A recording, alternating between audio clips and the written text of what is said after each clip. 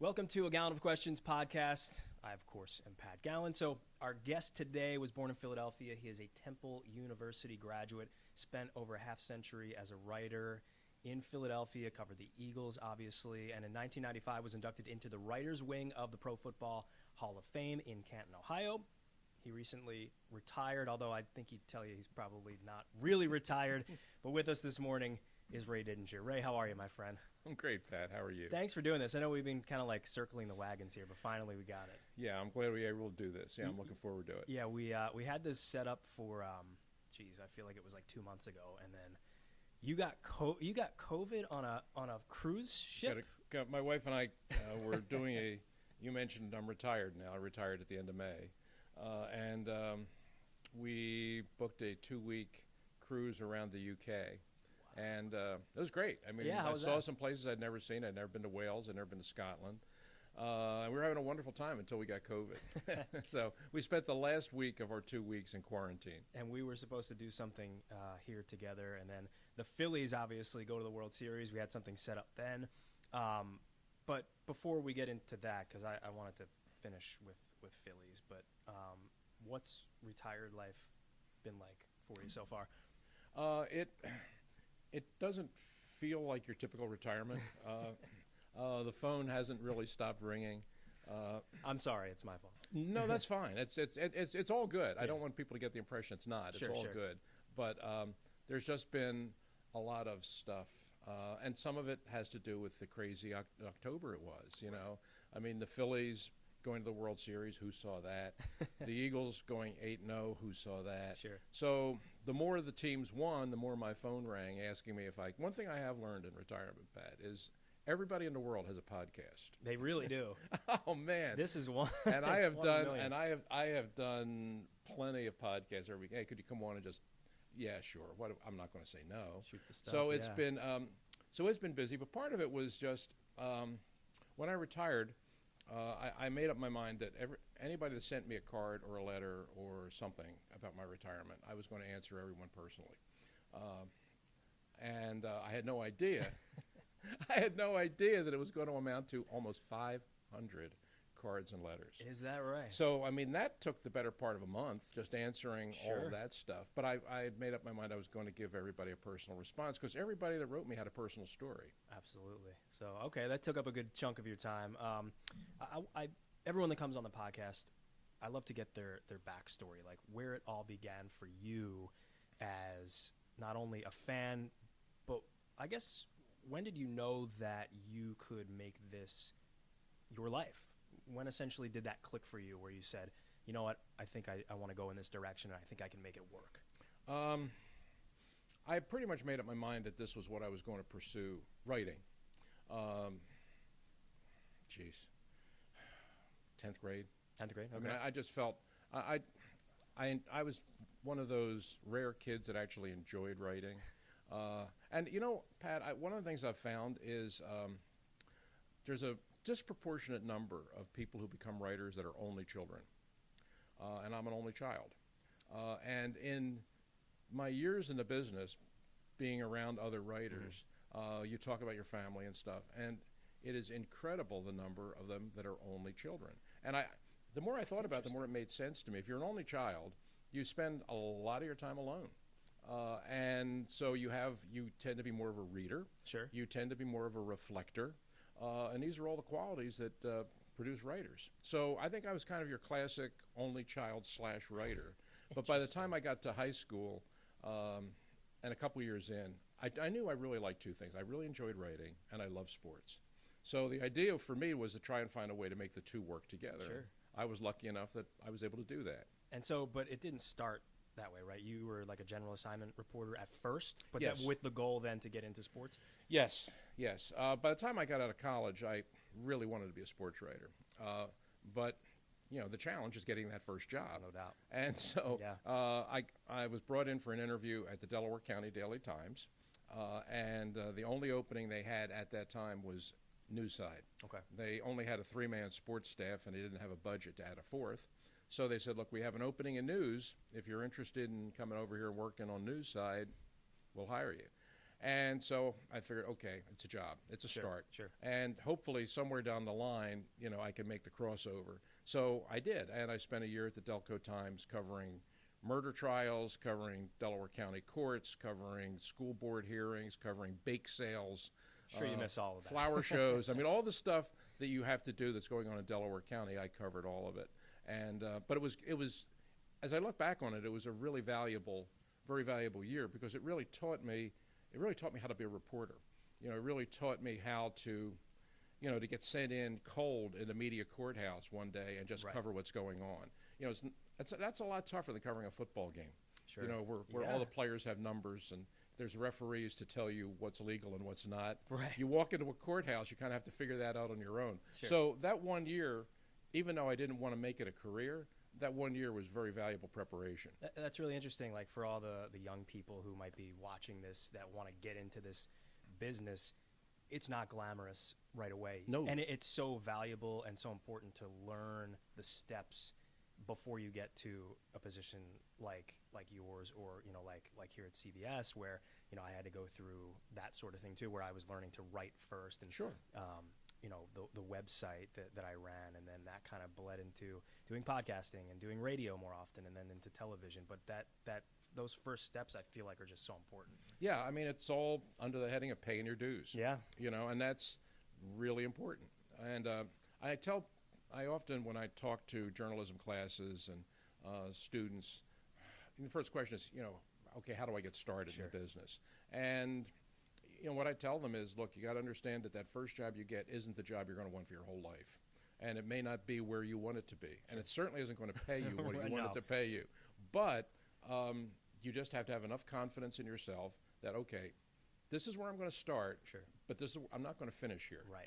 Let me just get my foot in the door, get my first rung of the ladder, and I'll take it from there. And that's, I think that's the way you have to pursue it. That was the way I did it, and it worked out. No doubt. Yeah, those first, for some it could be 5-10 years is just a labor of love. Keep you kids out there, keep moving, keep doing it, keep putting things on paper and on screen. That kind of transitions well then into one of my favorite segments that you and Glenn Macnow did on the radio. Tell me your story. You did like over 100, was it 100 plus? 108. 108 of them. Okay, so looking back on the 108 that you did, any favorites? Any that stand out to you more than others? Boy, there were many. We actually started doing Tell Us Your Story, which was just your basic long-form interview, like 1 hour of our show. And the only reason we went to it was because of the pandemic. Right. It was when the sports world just went dark for a year. And we're doing sports talk radio on the weekend. We got to fill the time somehow. So full credit to Glenn. He's the one that came up with the idea. So why don't once a week we just do a 1 hour interview with somebody, and we'll call it Tell Us Your Story. And that's what it'll be. Just, hey, tell us where you started, how you grew up, blah, blah, blah. And we started doing it really just to fill the show. But it became so popular that when sports came back, there were people that were saying, you are going to keep that going, right? That's great. And the fact is we really enjoyed it. And the stories that we got, the people that we got to come on were really, really good. And if you ask me a favorite, Al Michaels was great. George Foreman was great. Mike Eruzione talking about Lake Placid was tremendous. But the one that to me stands out in my mind, and Jay Wright, of course, was great, as he always is. Sure. But the one that stands out in my mind was Bobby Clark, which I found very interesting because when Glenn first said, why don't we do Bobby Clark, I had covered the Broad Street Bullies. I covered the Flyers in the 70s, so I interviewed Bobby Clark many times. And Bob's a great player, great all-time Flyer. Sure. There'll never be another one. But not a great interview, based on my experience. We've learned that over the years. Very, very tight, very, very closed mouth. Not a guy who is introspective. You didn't think. Sure. I didn't think. So I said to Glenn, look, I had experience covering Bob. Bob's not a great interview. And he said, but he's Bobby Clark. I said, okay, let's just do it. And so we did, and he was tremendous. He talked about all the things that I never could get him to talk about before. We just started off with what was it like growing up in Flin Flon, Manitoba. And we had tried that avenue with him when he was a player, Right. and he just didn't want to be bothered. Right. That was a tough life, and let's move on. Mm-hmm. But this time he really talked about it, and he really talked about the fact that his father worked in the mines, and that as a kid he worked in the mines. And he said if you were a teenage boy in Flin Flon, you kind of had two choices. You could either work in the mines or play hockey. And he said, and I wanted to play hockey. Sure. And he said, so all this talk about people saying, how driven you were and how hard you worked and how relentless you were, he said it was every day of it was better than working in the mines. And he had a great line that I'll always remember, and I don't know if he read it somewhere or if it came off the top of his head, but he said every day, because he did work in the mines with his father's son, he said every day you got in that rickety elevator and you went down under the ground, and he said you felt like you were being lowered into your grave, which it's an evocative image. Sure isn't it? is.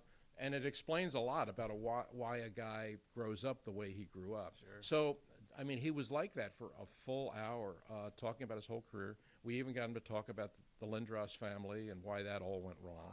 Wow, yeah. It was great. It was really great. And we heard, you got so much reaction to it. And the reaction of the people was very much my reaction. Wow, I never heard him talk like that. Sure. And so, they were all great. There really wasn't a bad one in the bunch. They were all really good. But the one that stands out was Bobby Clark because he took us places that he had never gone before. How how gratifying is it for you as a journalist to be able to get someone like that to open up? Because I always feel like when I'm in the Eagles locker room, and it seems now that guys want to talk more about things outside of the game. Mm-hmm. They get inundated with questions about 3-4 defense or about what sort of offense they're running, that they would rather talk about things that are a little bit more fun and a little bit more loose. So from your perspective, having done it obviously in your newspaper career and then television and radio, like how did that make you feel when you were able to get someone to talk about things like that? Great. It was great. It was really it was something I looked forward to doing every week, doing that interview.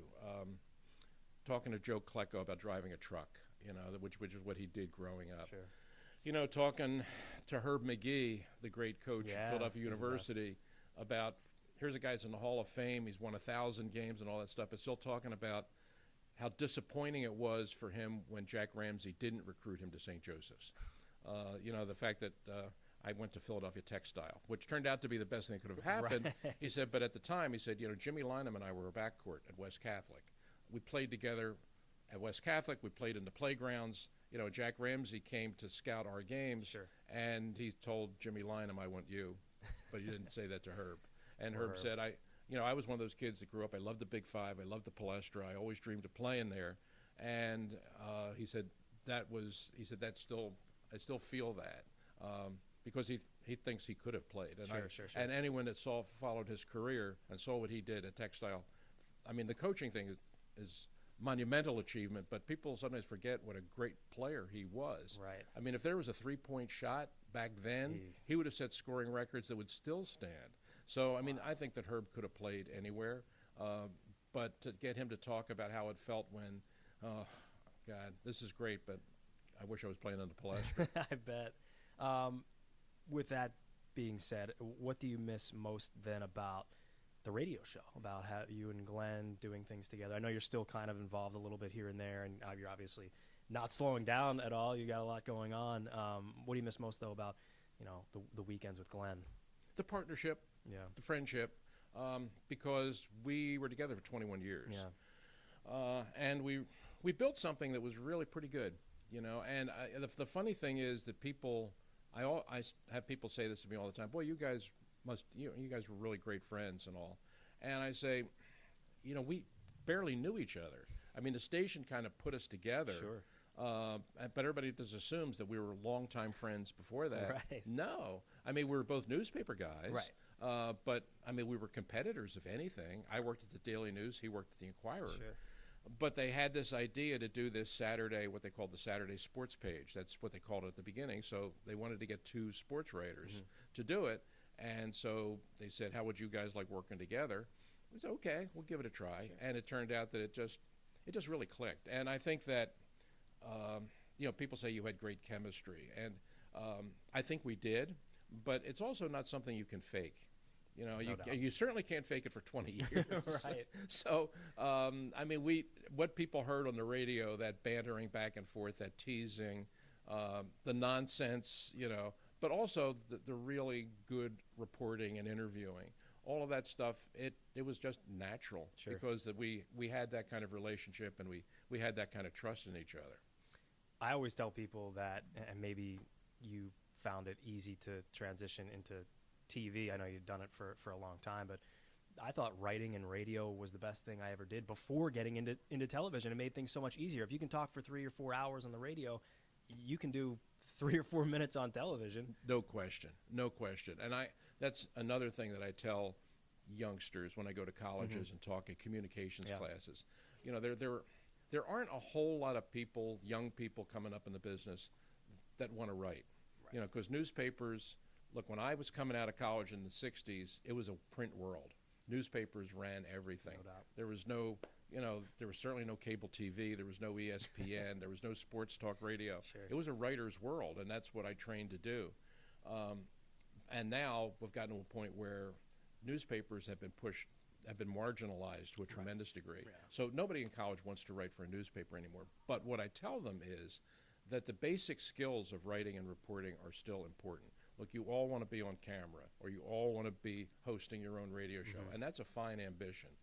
But understand that learning how to write and compose and report and ask good questions is the foundation of what you want to do. No doubt.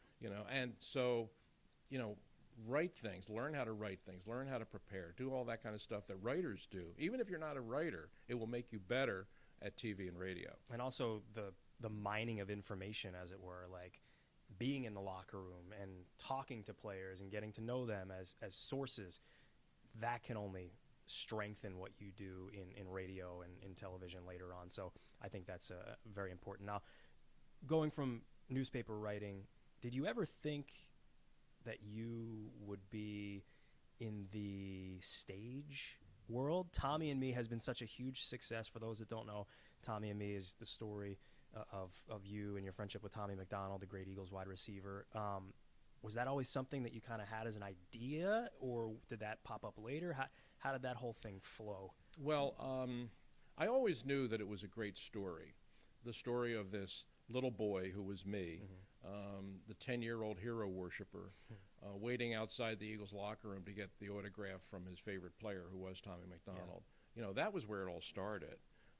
And then him handing me his helmet and saying, let's walk to the practice field, little brother. And then to go from there on to what my life's work becomes, and then later on me sort of beginning a campaign to try and get him in the Pro Football Hall of Fame. And then when he finally does get elected in '98, him asking me to be his presenter. And sharing that weekend with him and riding in the parade at the Hall of Fame in the open convertible next to your boyhood hero, I was aware that this is a great story. I was aware that this was a great story, a one-of-a-kind story, really. There's nothing else quite like it. So I knew I wanted to tell it. Sure. The only question was, what's the best way to tell it? So I thought about a lot of different things, but I just got this idea.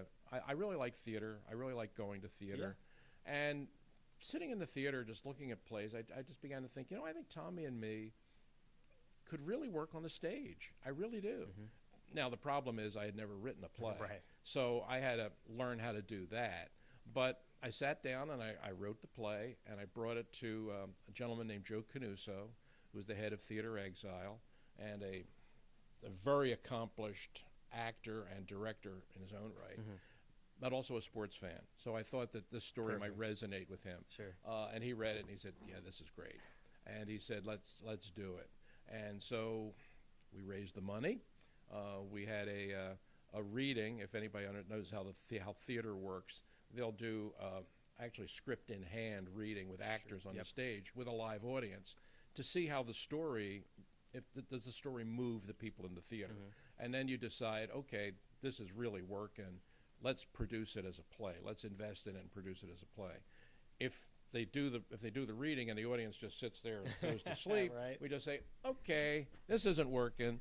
Thanks very much. Sure. Goodbye. But Tommy and me hit right away, and we produced it. We had a great first run. 2016, Pat. It's been around that long. Yeah. And it's still going. I mean, we had 2 terrific runs just last year at Bucks County Playhouse, and the one that I always really wanted to do, we finally got to do, which was to bring the story to the Hershey Theater, which was where I first met Tommy. Eagles had their training Hershey, camp yeah. in Hershey back then, and they had this beautiful, beautiful theater, the Hershey Theater.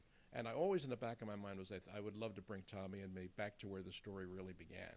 And so we had that opportunity in August, and had 3 great performances there. That's awesome. Dick Vermeil came and saw it for the 3rd time, and Can't get enough of it. and it was really wonderful. It was really great. But of all the things that have kind of happened with me in my life, the one that's probably the biggest surprise is that Tommy and me grew into the sort of phenomenon that it Sure. became.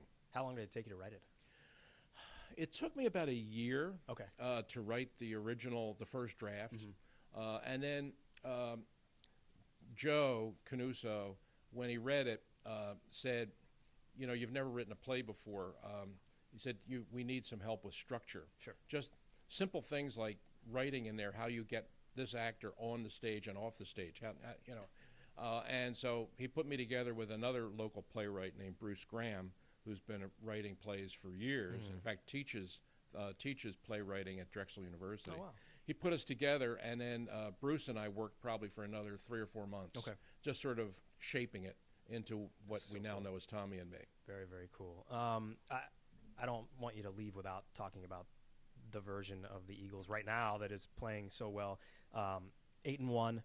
They just did lose to the Washington Commanders on Monday night. But is there anything that stands out to you that has made you say "wow" about this season? I mean, obviously the number 8-0 to start will make a lot of people say "wow." But is there anything digging a little bit deeper that you've seen where you're saying that's surprising? Well, it's not to me a huge surprise, but I have to admit it does fall into the heading of surprising. Is the growth of Jalen Hurts. Okay. You know, I Figured you might say that. Look, I was a Hurts guy. Yeah. I mean, this is a guy the whole off season people were trying to figure out, okay, who are we going to trade to be our quarterback? Right. You know, I can't tell you how many questions I got about Russell Wilson before the draft. Oh, the Eagles should trade all of that's those working draft out picks. right now. Trade all of those draft picks to bring in Russell Wilson. And my argument was, geez, Jalen Hurts in 1 year as a starter took you to the playoffs. You know, you may have your quarterback right here, Sure. but you need to give him time to really grow into it. And I thought it was a smart decision to stay with him, and you've seen the benefits. And the thing is, if anybody remembers seeing Jalen Hurts when he first started at Alabama, the difference of that player and this player Right. is immense. I mean, it's night and day. No doubt. And he looked to me like a guy. He improved when he went to Oklahoma. He improved when he came to the NFL. He improved when he became the starter. And to me, this guy is sort of almost, I've used the term, he's the anti-Ben Simmons. I mean, this is a guy that will pay the price and do the work to improve as a player. And I felt he's on a track now. If he keeps improving, he's certainly your starter, and he could be one of the better players in the NFL, and he certainly demonstrated that. And I think they've got their guy now, and I think they're aware they've got their guy now. Yeah, the Ben Simmons thing, that's fantastic, and it's so dead on that even from 2020, those few games that he played at the end of the year, you're kind of thinking, like, is this guy even an NFL player? But the way that he has worked, the way that I didn't think he had a good enough arm, but he has certainly shut me up in that department because his arm looks better than ever. I guess he was working on that in the off season. Yeah, it's one of the things I've learned in years of covering football is one of the most overrated qualities is arm strength. I mean, I've seen a lot of guys come into the league with big arms and accomplish very little. Yeah. You don't win games in the NFL on a consistent basis throwing 70-yard passes. You Good point. win by executing in that 10 to 20-yard area. And that's really more about timing and touch and understanding and seeing the field. And those are areas that you can improve. And you can see that the improvement he has shown is great. And credit to him, but also credit to the coaching staff for developing those skills. And, he's right now, he is clearly in the MVP conversation, rightfully so. No doubt. And speaking of improvement, I'm glad you said that, because I think we've seen Nick Sirianni improve leaps and bounds from what everyone remembers in that first press conference that he had, and people were thinking he might be overmatched for this town. But, no matter what you think of the T-shirts that he wears or his, how he's connected with Philadelphia, it's just working. How has your opinion of him changed since he took the job? I was like most people. I saw some of that stuff, and I said, oh, man, I don't know. I don't know if this is going to work. But the thing is, there's no one template for being a successful coach in the NFL. Yeah. Bud Grant and Mike Ditka were very different people. Sure. Lombardi and Joe Gibbs were very different people, but they were eminently successful. Sure. They're in the Hall of Fame. The thing is, having an approach where you're able to reach your players. Mm-hmm. If your players believe in you, then none of the other stuff matters. And I thought that the perfect example is, if you remember last year when they got off to that awful start, and he had that press conference where he talked about the roots and the flowers. There's roots under the surface, and you don't see it on the surface, but there's a beautiful flower blooming, but it isn't there. And I saw that, and I said, "Oh my God!" Another one where everyone thought he was crazy, right? And I'm thinking, now how is this going to play to a room full of players, NFL players? And the fact is, he was right. Yeah. There was stuff happening below the soil that you certainly didn't see in the first 5 or 6 games last year. Sure. But he was putting a foundation down and watering those plants in such a way that the second half of the year you began to see it all come to fruition, and certainly this year too. I think he's very smart in the way he's designed his offense. Mm-hmm. The key to really good coaching is understanding the skills of your players and building a system that plays to their strengths and not their weaknesses. And he has done that with this offense. He doesn't ask guys to do things they can't do. Right. To me, that's one of the great failings of coaches. Some coaches have a winning system, right, and then forevermore they will try to fit every player they get into that system, even though the players change over time. Well, your system has to change too to work. So you have to figure out what your guys' strengths are, and then every Sunday allow them to play to their strengths. And I think Nick does that really well. That was such a huge key last year in the turnaround. But I also think that one reason why he's had success is that it's not fake. It's all genuine. Like, he might be hokey and he might be corny, but I think the players, and you're seeing this for the way they play for him, is that it's real. It's genuine. And a lot of coaches can't get away with things like that because you go, that's BS, that's fake. But with him, that's just who he is, and he doesn't lose sight of that. I think that's really important. It is. Authenticity is a big, big part of it. I think that's true in any kind of coaching, but especially at the NFL when you're dealing with pros. Older guys. Guys that have been around, guys that have come up through the ranks. And what they're looking for is a coach that's smart but also authentic. And Nick is clearly authentic. Last night I was just with Dick Vermeil again. Utterly authentic. Dick Vermeil. Sure is. And there were questions about Dick when Dick first got into it. Everybody sort of jokes about the emotion, and he gets all choked up and he starts crying and all. And there are people that said, "Oh, NFL players will never respect somebody like that." Mm-hmm. But the fact is, they did because they knew it was true. Mm-hmm. They knew it was real. If there are a lot of coaches that will try to get up there and fake that kind of emotion, and it falls flat. Sure. But if the players believe that that's who you are, and they, to use the modern term, buy in, then you're a successful coach. It's certainly working right now. Eagles 8-1 going into this game against the Colts. Looking shorter term, but also looking longer term, how do you think this season ends in success? What has to happen right now? And then even further into the future, Howie Roseman has this team set up pretty well for not only next year, but for several years down the road with some of the moves he's made. So looking near term first and then longer term, how do you think they get to where they want to go this year? Oh, I think they're in a good place. I mean, Monday night was not their finest hour. Sure. But I would say to be 8-1 where they are right now is pretty good. The other 8-1 team is Minnesota, and you saw week 2. I mean, the Eagles are a better team than them, No doubt. sure. Yeah. And I felt coming into the season, I picked them to win the division. So now I didn't expect the division to be as good as it is. Right. I thought the Eagles would win the division, but I didn't expect at this point you'd be talking about a 7-2 Giants team or a 6-3 Dallas team. They're proving to be a lot better than I thought they were going to be, but I still think the Eagles are the best team. Sure. And if you look at the NFC as a whole, I mean, the only team that's got the same record as them is Minnesota, and having seen them both together, I think the Eagles are the better team.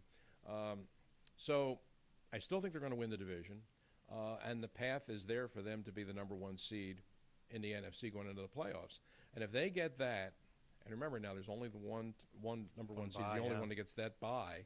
Everybody else has to play 3 games. If you only have to play 2 games and you get them both at home, that's a huge advantage. So it's going to be tough because Washington has kind of laid out the blueprint now for how to play this team. Mm-hmm. And you look at the rest of their schedule, and they have some teams coming up that can really run the ball. I mean, Derrick Henry, you got Saquon Barkley twice. Yep. You got Pollard and Zeke down in Dallas. Mm-hmm. I mean, these are teams that are built to run the football, and now they feel like they can beat the Eagles by doing just that. So this sort of falls in the lap of Jonathan Gannon, who has to figure out a way to sort of plug that hole. But otherwise, I think top to bottom, this is a good team, and I think the coaching staff, and especially the head coach, I think have a pretty good grip on that. And the job Howie's done has been and pretty Howie has done incredible. A great job. I mean, for a guy that was under immense pressure this offseason. Yep. I mean, people wanted him gone. Yes. I mean, oh my God, we got 3 first-round draft choices, and this is the guy that's going to make them. Well, I'd say he turned it into gold. And right now, you look at this roster; they're very good. And now they've got that New Orleans first-round pick just keeps climbing and climbing and climbing. So I mean, Howie has done. You got to give him his due. I mean, he has done a really, really good job putting this team, back on its feet. Sure. Before we get into our gallon of questions here, I got a bunch of random questions in a can. It's kind of my thing. I don't know. But you and I talked before this about the Phillies going to the World Series. That for me was like a bucket list moment. Getting Sure. to be in the clubhouse with celebrations and beer and champagne. That was all fantastic. But from your perspective as a big Phillies fan, like how cool was that to watch this magical thing happen?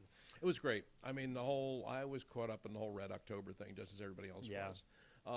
It was you used the term. It was really cool. It was really great to see the city come alive. Yeah. I mean, I live in town, and I'm used to seeing people walking around dressed in Eagle stuff. Sure. I'm used to seeing the Eagles logo. I'm used to seeing the green all over the place. And that's still there. But it was great to see everybody wearing Phillies caps and everybody wearing Phillies hoodies, and to see the city really excited about baseball again. That was really neat. I had somebody, a gentleman I met on the street, just said, "Oh, I'm really kind of bummed out by the way that the Phillies losing in the World Series." I said, "Yeah, I don't feel that way. Right. I thought it was such a great ride. They gave you everything you could possibly ask for, and you know what? In the end, they lost to a better team.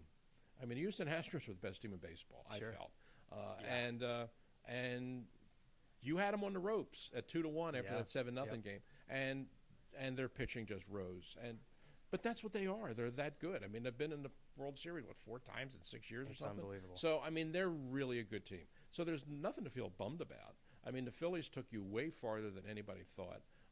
And so just enjoy the moment, and I think that they're a team that they're going to be back in it next year. I believe that. Tell me if I'm wrong. I thought there was something almost as gratifying as 2008 when you win the whole thing and you get a parade. That's all great, but the way it happened and how organic this all was in that way, I thought was that was what made this so special. 87 wins, you're not thinking they're going to get that far, but then they go and you see the celebrations in the clubhouse with the players and how close they all come. I thought there was something that, again, doesn't quite rise to 2008, but was really, really close in that way. Yeah, it was. I mean, there were a lot of moments in that postseason run. I mean, listen. Some historic moments in that. Beating the Atlanta Braves. The Atlanta Braves are good. Sure are. Okay? Sure are. And to beat them the way they beat them, and that was no joke. I mean, they beat them soundly. I mean, that was great. And, people can say, oh, they got lucky that San Diego knocked off the Dodgers and all this. But it's okay. You can only play who you're playing. No doubt. And they win that series. And, that moment, that 8th inning home run by Bryce Harper to win that. That's Roy Hobbs. That's Roy Hobbs' moment right there. Yeah. The lights didn't explode, but they could have. It had that same feeling of, here's the big moment. Here's the guy we want at the plate, and he delivered. And that's, who can ask for more than that? And then, okay, you go to the World Series, and you lose to the better team. No disgrace in that. That's sports. Not at all. But I thought for a Phillies fan, here's the thing, Pat. I think that they created more Phillies fans this year, which they kind of needed. Yeah. They had been out of the postseason for a long Fantastic time. point. And, they certainly were not irrelevant. But I think what they did was they created they brought more people into the tent this year. And I think they'll be there in April when next season starts, and that's a good thing. You're almost on the verge of having an entire, not quite a whole generation of fans missing, but when you go that long without going to the postseason where people just don't care about the product as they should, this was huge in that. And throughout the postseason, how many more memories could you get out of one postseason run with the way the Cardinals series ends in that game one? You score 6 runs in the 9th inning, and then the Braves series, JT with an inside-the-park home run, and then Schwarber's home run in San Diego. It was just moment after moment after moment that I think will sort of live on with Phillies fans for a long, long time. And that's what's so important. Even in the World Series, which you ultimately lose, you still have Game 1 where you come from 5 runs down against the Cy Young winner. Can't ask for any more than it's that. It's an incredible moment. So, no, I have nothing but good feelings about this Phillies season, and I enjoyed it as much as any fan. All right. We'll leave it with this then. This is my Gallen of Questions. That's the name of the podcast, but this is also how it started. I love shtick. So this is perfect shtick here. So a bunch of questions in here. We'll pull them out, and we'll see how you can answer them. I'll try. All right. Ray Didinger, Gallen of Questions. Put that right there. Lovely little can. Okay. Question number 1. Favorite Philly restaurant right now? Osteria. Okay. Osteria on North Broad Street. Yeah. Actually, just around right the corner. Right the street, Just right around the corner from where you are now. Love it. Love it. I love Park. I love Park right on Rittenhouse Square because we live right there. There's nothing better than eating outdoors at a table at Park on a beautiful spring day. But I think Osteria is a bit of a hidden treasure. I like that. I recommend it highly. Yeah, on North Broad, no doubt. Okay, start, bench, cut, Eagles Coach Edition. Start one, bench one, cut one. Andy Reid, Dick Vermeil, Buddy Ryan. I have to pick one? You have to pick one that would be your starter, one that you'd put on the bench, maybe one tier below, and then one you'd say, he's got to go. I'm going to go Dick Vermeil, number 1. Okay, he's your starter. And I'll take Big Red as number 2. Okay. And I'll put the Budman number 3. Buddy's got to go. Any particular reason why? I just think that it's funny how popular he is in the city to this day. You're right. Because he built a team that was just rough and tough and always beat the Cowboys, and those are things that'll sell in this city. No doubt. But the fact is, 3 trips to the postseason, never won a game. That's a great point. Yeah, okay. Let's see here. Next one. All right, what is a rule change you'd like to see implemented in the NFL, or the inversion of that? What's a rule that you would like to see returned? I would like to see them. It's putting you on the spot right there. No, it's fine because there's so many of them that I'm just ruffling them through my mind here quickly. I have trouble with the pass interference rule. I think that 45, 50-yard penalties. I just don't think. I would just mark it off as at the line of scrimmage like a 15-yard penalty. Sure. But I see way too many games decided by a very, very questionable bump push down the field, and all of a sudden it's a 50-yard penalty and the game changes. I just think that's a little bit much. Yeah, and you're seeing offenses structure plays around, let's just launch it down the field and see what happens. It's geared to that. The rules are written that way, and the officials officiate it that way, and it doesn't help when the receiver every time is doing this. Right. Every time. And it's just, it's gotten a little out of hand. I understand there is such a thing as pass interference, but I think that it's maybe a little too punitive. All right, next one. Most difficult thing you've had to do in your profession? As a reporter?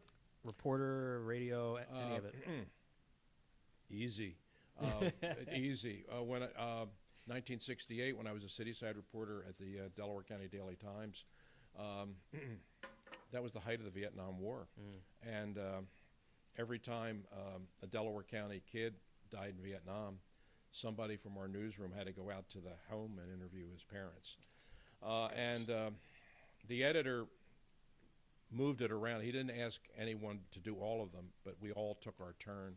And those days when I got that assignment and I had to go to the house and knock on the door and ask the parents if I could come in and talk to them about their son, it doesn't get any harder than that. Wow. It doesn't. How old were you at that point? Just weeks out of college. Jeez. You know, I was 22, 23. But the thing that I'll always remember about it is that I always walked up to the front door thinking they're probably just slammed the door in my face. Right. Never happened once. And I made a lot of those calls. And without exception, the people couldn't have been nicer. They invited me in and talked about their son and offered me something to eat and drink. Sure.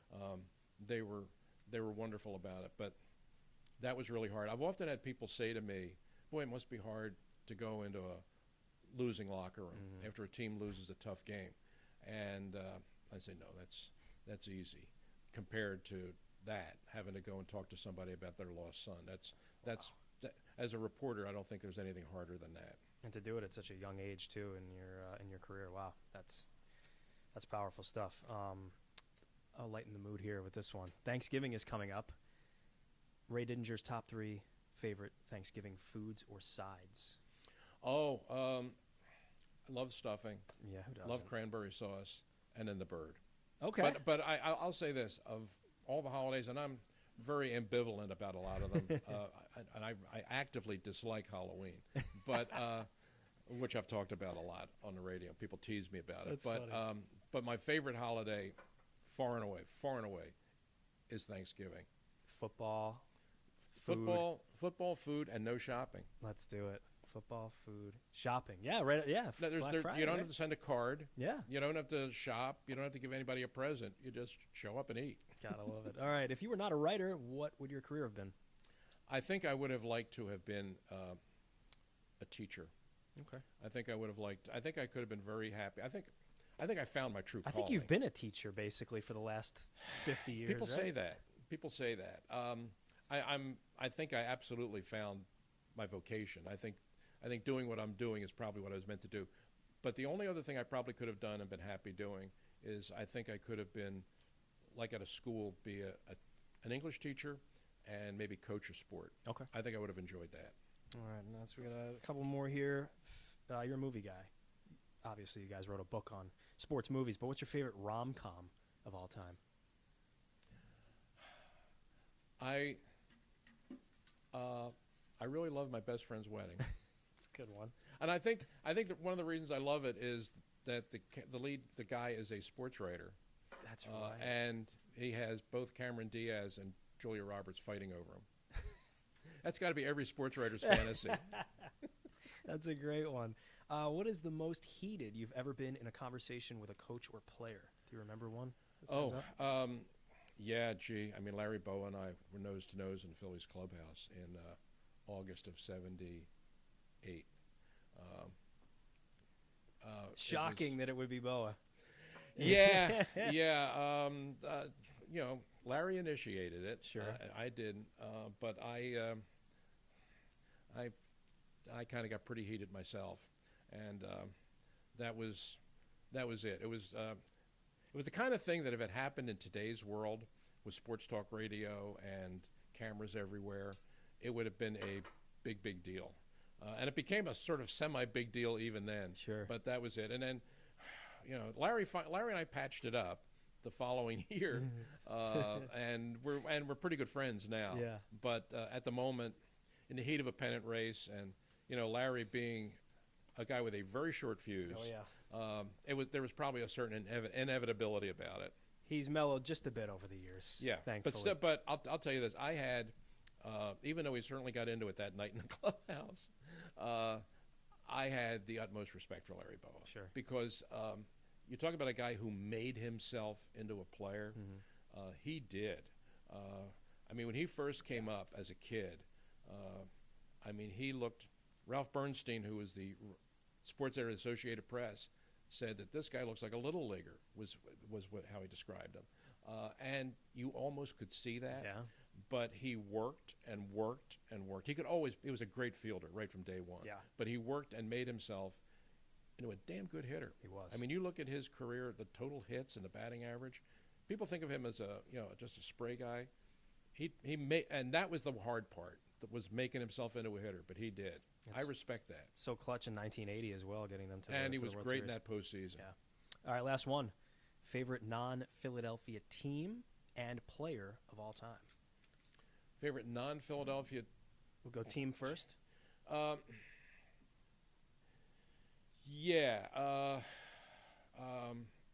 I really liked, and to this day I like the Steel Curtain, the Pittsburgh Steelers team of the 70s. I wrote a book about them, and I got to know the Rooney family. Okay. And so I'm a little biased in that respect. Sure.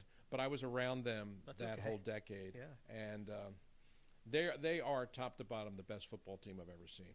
They could beat you more ways than any team I've ever seen. They could run it on you. Yeah. They could throw it on you with Bradshaw, Stallworth, and Swan. And their defense could just choke you. I just loved Art Rooney Sr., the old man, the guy they called the Chief. He was just a sweet old guy that I mean, he used to walk from his house in Pittsburgh to Three River Stadium. Imagine that. You got Jerry Jones with his yachts and his private planes and his helicopters. And in Philadelphia, Leonard Toews was coming to the games in his helicopter. Yep. And the Chief used to come out his front door, turn his collar up, and walk down the hill to Three River Stadium. Cool. He was that was a real special era, and they're probably the team that deep down I was kind of rooting for. How about player? Is there one player that stands out? It could be any sport too. If you. Non-Philly, it would be off that same team. It'd be Mean Joe Green. Mean Joe Green. I got to know through doing the book and everything. I got to know Joe, and I know what the public perception of Joe was, and certainly the Mean Joe Green thing didn't help his image. But he was a great guy and great an all-time great player. The two best defensive linemen I've ever seen were Reggie White and Mean Joe Green. He was the unquestioned leader of that team. I mean, you talk about leadership in the clubhouse. Joe Green ran that team. Sure did. And I remember when there was a conversation within the team, they were taking sides at the quarterback, because early in Bradshaw's career, Bradshaw was very up and down. Yeah. And there was a strong faction on the team that thought that Joe Gilliam should be the guy. Okay. And there were some people that wanted Terry Hanratty to be the guy. They had three quarterbacks, and the locker room was kind of like, and you know what that's like when a locker room suddenly starts taking sides. And Joe was a staunch Bradshaw guy. And one day when this stuff was sort of just swirling around, Joe stood up in the locker room, and he said, "Hey, Terry is our guy." And everyone was the listened. end of it. That was the end of it, and that was when Terry Bradshaw became Terry Bradshaw. And and Terry to this day says that was, for me, that was the turning point. Thanks to Mean Joe Green. When he stood behind me and said, "Hey, Terry's our guy," he said, "That's when I became a quarterback." That's leadership. That is leadership. Ray, I've held you here long enough. Thank you so much for doing this. I really appreciate it. It was so great to dig deep and in some ways a little bit goofy, but that's what we do around here. Thank you, my friend. It was a real pleasure. I'm glad we finally got to do this. I know. It took a while, but here we are. Ray Didinger, thank you so much, my friend. Thank you, Pat.